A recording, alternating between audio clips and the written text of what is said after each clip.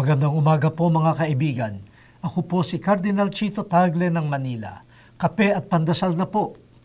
Pagdasalan natin, manatiling nag-aaral at handang matuto.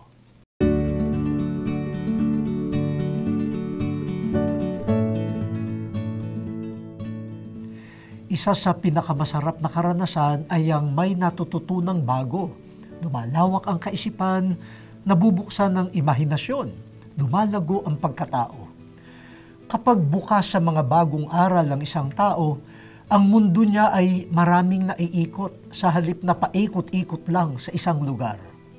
Sa buhay espiritual, kailangan din patuloy na pag-aaral at pagpapaturo kay Jesus. Kapag tinamad ng matuto kay Jesus, kikitid din ang isip at daang espiritual.